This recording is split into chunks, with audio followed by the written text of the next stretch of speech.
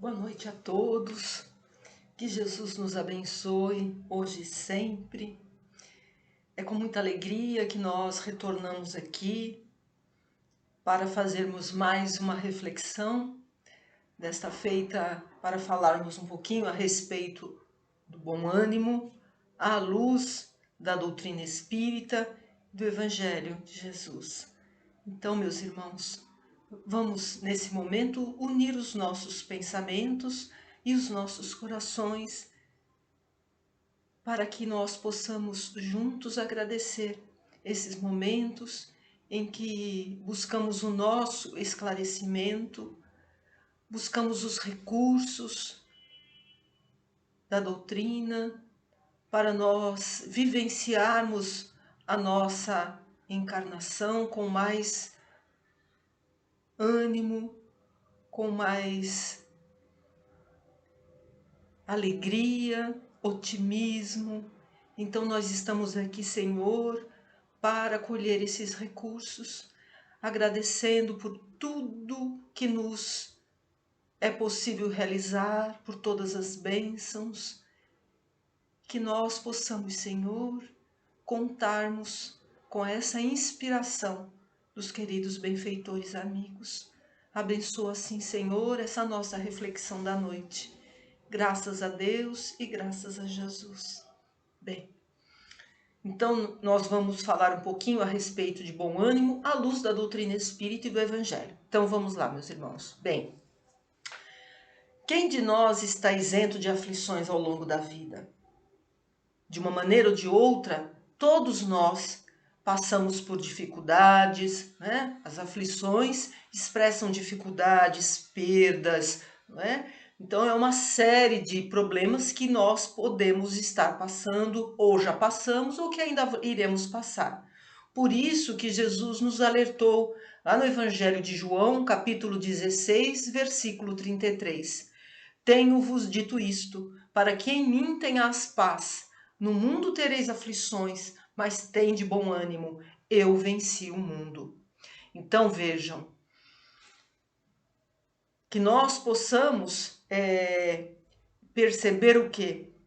Que as dificuldades pelas quais nós passamos, elas não são um castigo divino, não é? Elas não são para uma punição divina, muito pelo contrário. Jesus nos apresentou um Deus amoroso, misericordioso e justo. Então, tudo que acontece na vida da gente, na verdade, tem uma razão, tem um propósito de ser. Né? Então, não é, eu tenho uma sorte, Deus esqueceu de mim, não. Então, já para a gente iniciar essa reflexão, a doutrina espírita já nos traz o quê? Um sentido para aquilo que a gente está passando. Então, as dificuldades pelas quais passamos, elas se caracterizam por aprendizado, elas vêm como um aprendizado ou mesmo como um resgate de um passado nosso equivocado.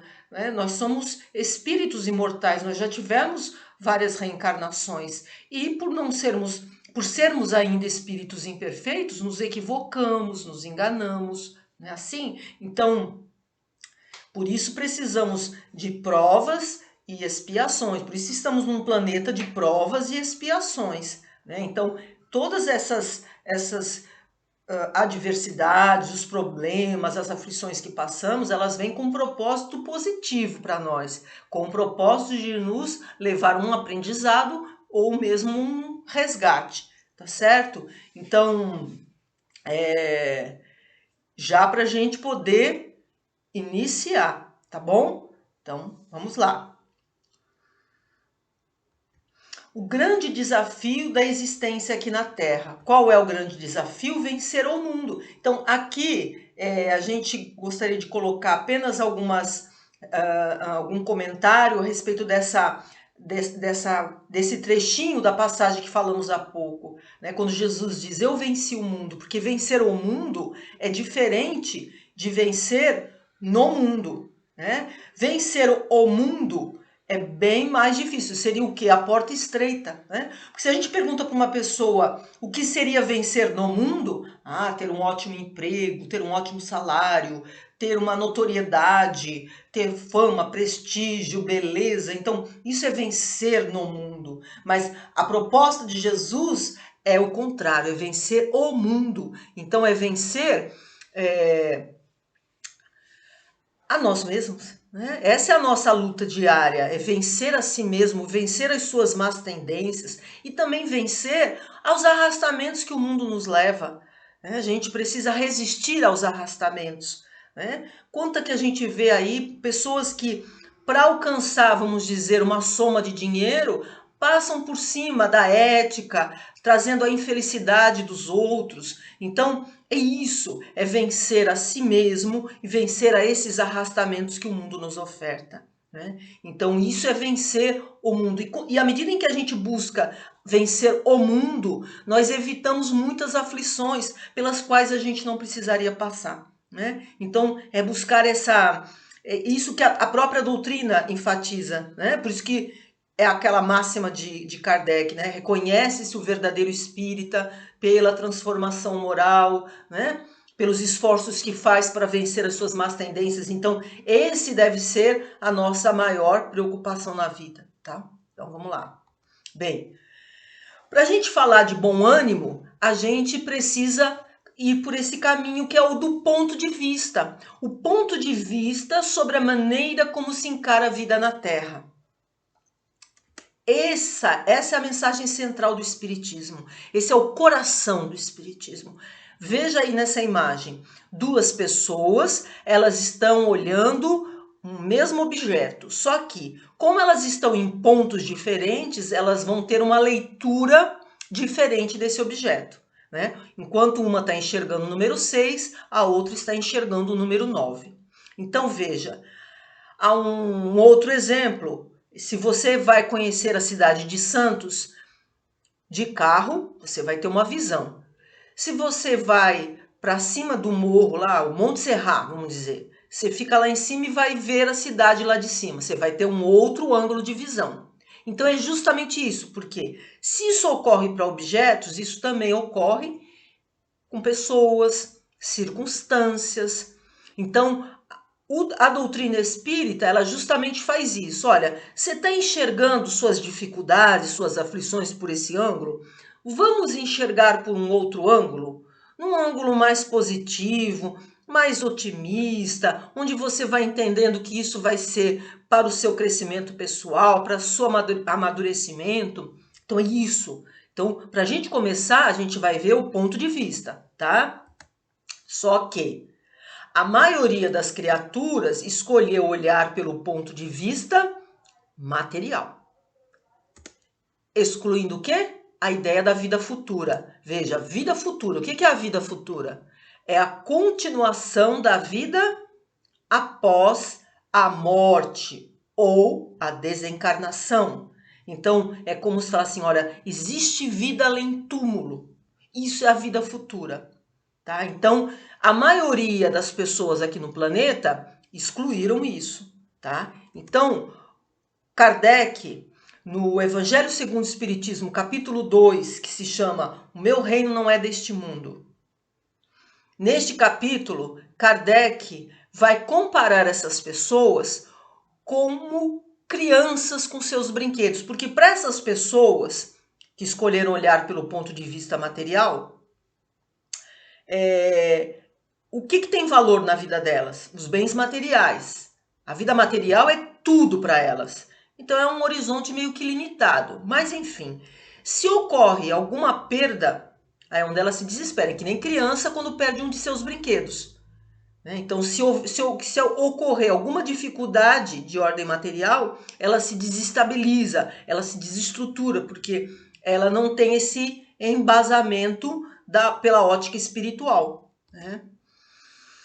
E justamente, como a vida material se caracteriza pela impermanência, o que significa isso? Que a vida material você não tem um controle. Nós não temos, por mais que a gente queira controlar a nossa vida, o controle está com Deus. Então nós sabemos que hoje nós estamos aqui, a gente não sabe o dia de amanhã. A gente não sabe o que pode acontecer, a gente não sabe se vai estar aqui ainda, encarnados. Então existe um controle que foge de nós. Por mais que a gente deseje ter o controle da vida, o controle está acima de nós, né? Então essa impermanência, né? Isso provoca justamente muitas dificuldades para essas pessoas. É onde muitas vezes você vê uma série de problemas para lidar com isso, né? Então, tudo para essas pessoas toma enormes proporções. Aquilo que você poderia ter uma consequência mais leve, para essas pessoas toma enormes proporções. Tudo para ela é muito grave, porque ela só enxerga isso. A vida dela é a vida material, né? A consequência é a angústia, né? Kardec fala isso. E nos dias de hoje você pode falar em depressão, em uma série de dificuldades de ordem no nosso psiquismo, justamente por conta dessa visão meio que fora do foco espiritual. E a nossa essência. Quando você vive só para a vida material, você sai da essência, porque a nossa essência não é material, é espiritual. Então por isso que dá tanto sofrimento, né?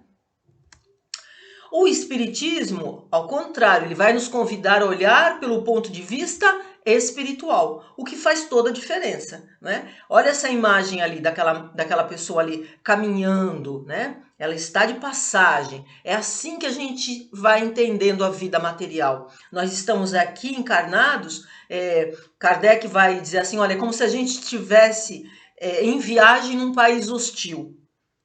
É isso que Kardec vai dizer. Então, veja, é uma simples passagem. Então, tudo muda de figura. Então, quando a gente passa por alguma dificuldade, a gente enfrenta as preocupações, enfrenta essas dificuldades com mais calma, com essa calma espiritual.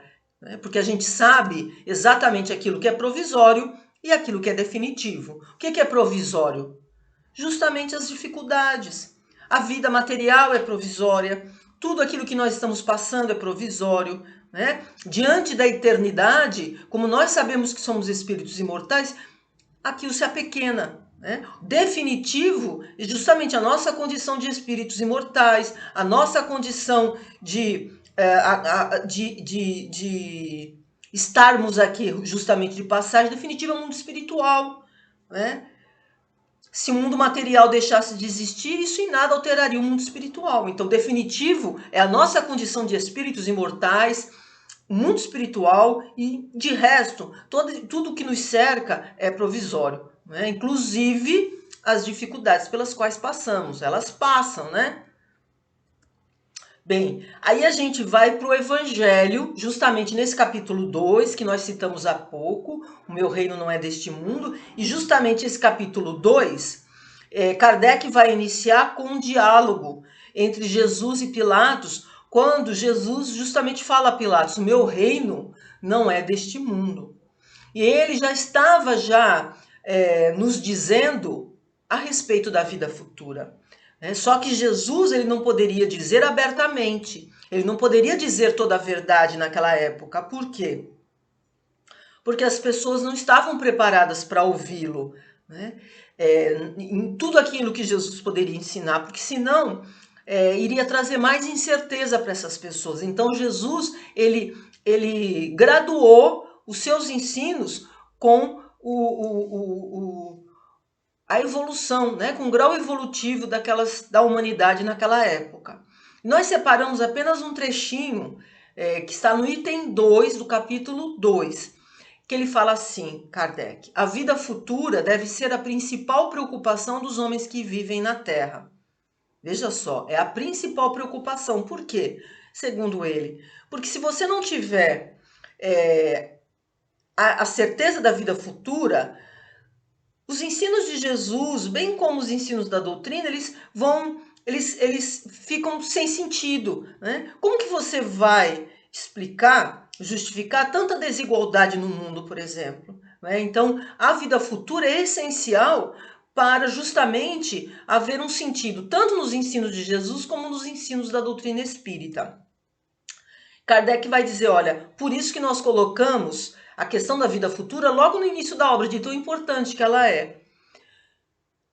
Não é mais uma incerteza. Por quê? Porque são os próprios espíritos que vêm nos dizer, que vêm relatar detalhadamente a sua vida no mundo espiritual. Então não tem como a gente alegar dúvida. Não, é certeza.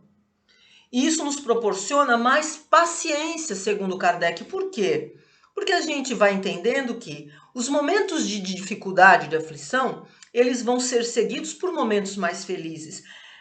Há uma maré alta, maré baixa, é como se fossem as marés, né? É como se fosse o mar. Nossa vida vai assim. Tem horas que estamos vivendo em águas calmas, né? Tudo correndo bem, sem maiores dificuldades. E aí volta uma maré alta, vem uma dificuldade ou outra. Lembrando que não é para nos punir, nos castigar, não.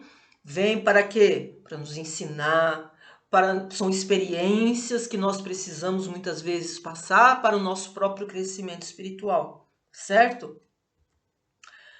Isso, o fato da gente ter esse foco na vida futura não quer dizer que a gente vai se descuidar com a vida presente, muito pelo contrário, né? Se a gente sabe que a nossa vida futura vai depender das nossas escolhas na vida presente, a gente vai estar até mais cuidadoso nas escolhas da vida presente. Tá? Então, se eu desejo uma condição melhor futuramente, após a desencarnação, eu preciso fazer boas escolhas aqui na vida presente. Tá? Bom, agora a gente passa para a alegria cristã. Por isso a alegria cristã nasce no mais íntimo da alma e independe dos fatores exteriores. Lembrando que o evangelho é a boa nova, a boa notícia. Então a boa nova, a boa notícia é uma mensagem de alegria e de esperança. Então essa alegria cristã, ela nasce no íntimo da alma. E independe daquilo que nós possamos estar passando. Até porque ânimo, nós estamos falando aqui hoje de bom ânimo. Ânimo vem do latim animus, que significa alma. Então essa alegria que vem da alma, de dentro de nós, né? E onde essa alegria da alma se sustenta? Qual é a base da alegria cristã? A misericórdia e o amor divino. Veja, Deus é misericordioso. Deus sabe das nossas imperfeições, das nossas limitações e não vai colocar aflições, dificuldades maiores do que aquilo que nós podemos suportar. É tudo de acordo com as nossas forças. Além disso, Deus é todo amor. Ele nos ama, não esquece de nenhum de seus filhos. Então o amor divino é a base, não é? Então, por mais que nós possamos nos sentir sozinhos diante de uma dificuldade, veja, Deus é tão amoroso conosco que todos nós temos um amigo espiritual que podemos falar em protetor, espírito protetor, anjo de guarda, não importa. O nome pouco importa. O que é importante é dizer, se eu estou me sentindo sozinho aqui entre os encarnados, jamais podemos dizer que estamos sozinhos, porque sempre teremos um amigo espiritual, um coração amigo que nos conhece, que sabe quem somos, porque já nos conhecia antes da nossa reencarnação e que nos acompanha durante toda a nossa jornada aqui na Terra.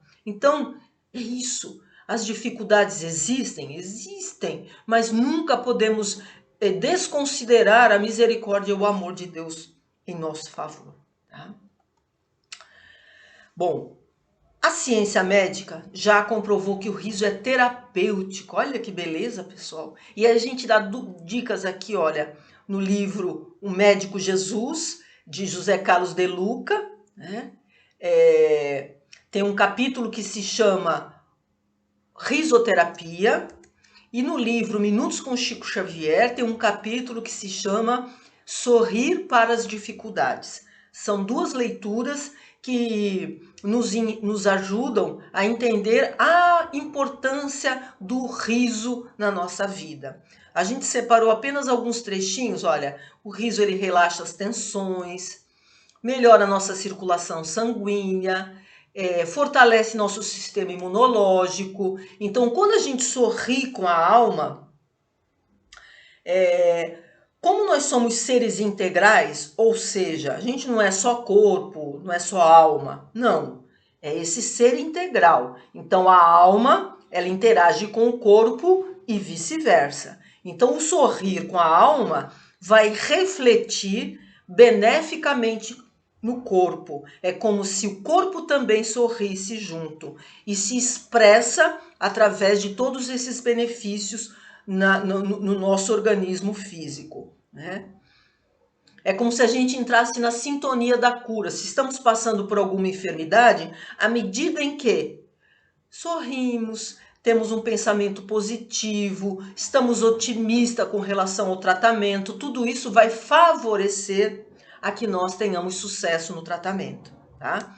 E para encerrar, uma curiosidade que ele nos traz nessas leituras é que ele fala assim, olha, quando sorrimos, utilizamos 17 músculos. Quando franzimos a sobrancelha, utilizamos 43. Então, fazemos mais esforço para se preocupar do que para sorrir. Então, sorrir é mais fácil, tá? Bom, mas podemos ter momentos de tristeza? O que vocês acham? Sim, né, pessoal?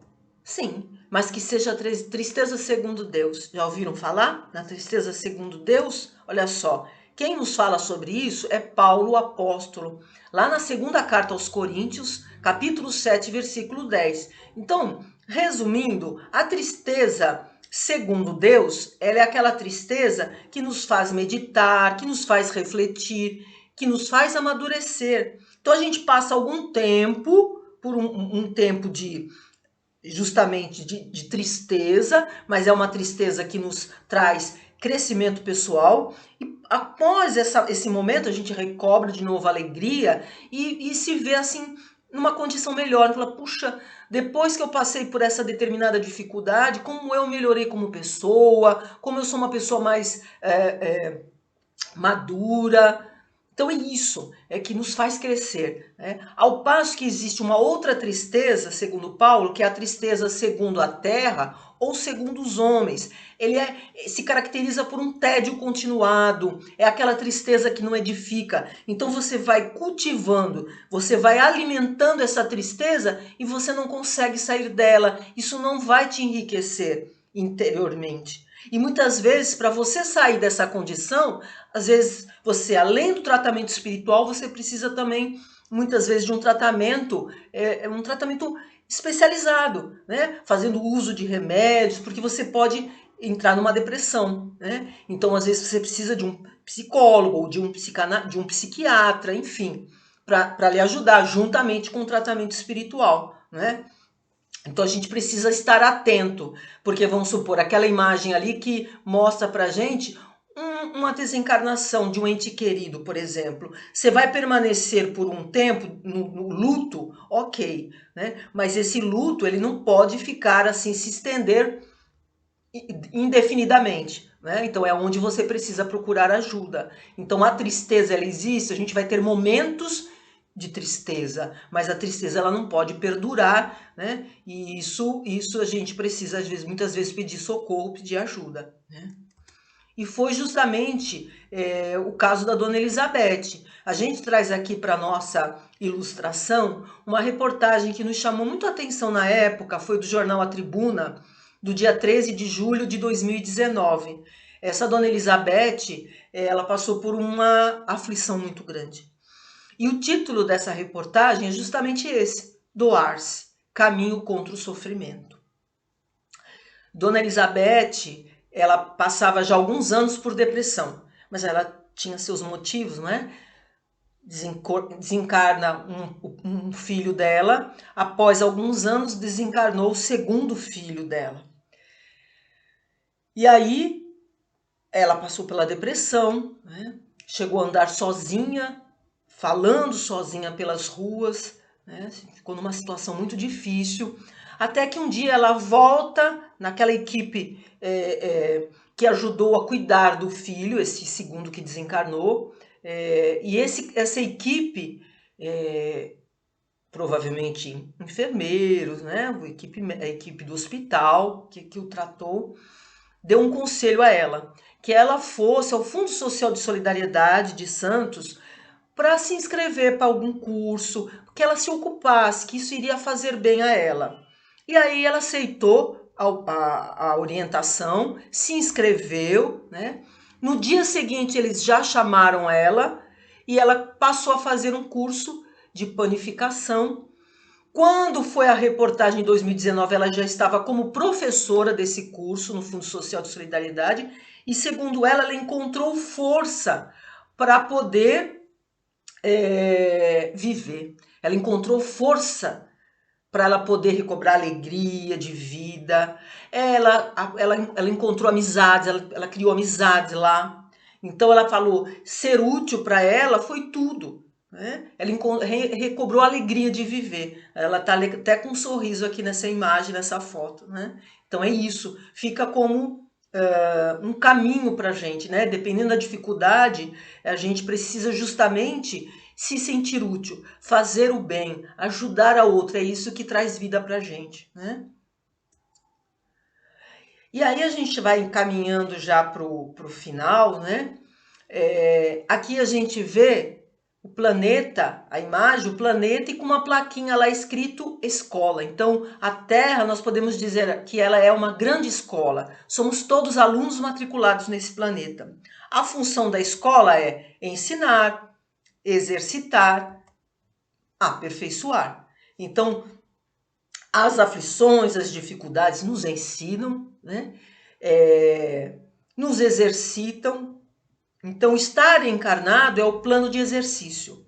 Porque a teoria, nós já tivemos um mundo espiritual antes de reencarnarmos. Ali a gente planificou a nossa encarnação, a gente recebeu as orientações necessárias dos benfeitores espirituais, a gente combinou o que iria passar aqui, por que queríamos passar, fizemos cursos, aprendemos e estamos aqui para o exercício, passando por provas, por expiações, com um propósito de nos aperfeiçoarmos, ou seja, evoluirmos, progredirmos. Né? O progresso é uma lei.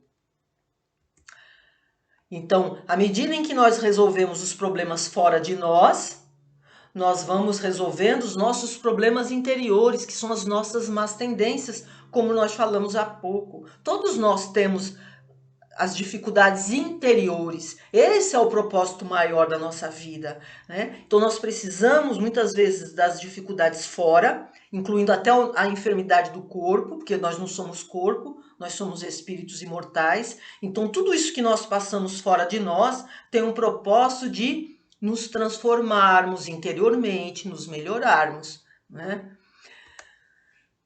No livro Coragem, esse livro Coragem é muito bonito, pela psicografia do Chico Xavier e Espíritos Diversos, a autoria. E tem uma mensagem no capítulo 34, e é assinada por Emmanuel, em que ele nos fala, né, ele diz assim, as lutas e as dificuldades aqui na Terra, elas se assemelham a materiais didáticos na escola. Ou seja, à medida em que aprendemos a lição, esses materiais didáticos já não têm mais razão de ser. E essas lutas e dificuldades também podem se assemelhar a andaimes na construção. À medida que o prédio está erguido, né, o edifício está erguido, esses andaimes também não têm mais razão de existir, de ser. Então, a nos dizer o que, mano? Que tudo passa. Então, os momentos difíceis passam, assim como até os momentos felizes. Então, tudo é passageiro aqui na Terra, né? Tudo isso são experiências necessárias para o nosso crescimento interior, né? Como espíritos que somos. E nossa ilustração final é um daqueles episódios educativos, né, de Chico. Ele estava passando por um problema grave. Então ele estava muito amargurado com tudo isso, e aí ele chama Emmanuel, seu benfeitor espiritual, e pede a Emmanuel que leve um pedido de socorro a Maria de Nazaré, a mãe de Jesus. Porque ele precisava de um consolo de Maria. E aí Emmanuel aceita esse pedido dele e leva esse pedido a Maria de Nazaré. Passados alguns dias, Emmanuel volta com a resposta. E ele, ansioso, então eu vou pegar um lápis e papel, Emmanuel, que eu vou anotar tudo direitinho. E aí, Emmanuel, isso, pegue o papel e lápis. E aí, pode falar. Olha, o recado de Maria Santíssima é que isso também passará. Ponto final. Ele anota. E aquela pergunta que não quer calar, né? Mas, Emmanuel, só isso? Aí, Emmanuel, Chico, esse é o recado de Maria Santíssima. Isso também passará. Pronto, acabou, né? Disse tudo, disse tudo. Então, isso vale para todos nós. Passamos por problemas difíceis, menos difíceis, tudo vai passar, né? Então fica a lição. Por quê? As aflições passam e fica o que para nós? Justamente a experiência, a lição aprendida, o conhecimento. E isso é que vai nos trazendo evolução, né, meus irmãos? E aí nós deixamos a mensagem final de Chico. Às vezes fico triste, mas graças a Deus não sou um espírito triste. A alegria passa por cima de qualquer situação. E o bom humor nos ensina a não dar aos acontecimentos infelizes maior importância que eles tenham. Então, meus irmãos, deixamos aqui essa mensagem, né, a todos que nos é muito útil. Muita paz a todos. Agradecemos de coração a atenção de todos e agradecemos a Deus mais uma vez a oportunidade de estarmos juntos pelo coração. Mais uma vez, obrigada e até uma próxima oportunidade. Graças a Deus e graças a Jesus. Muita paz.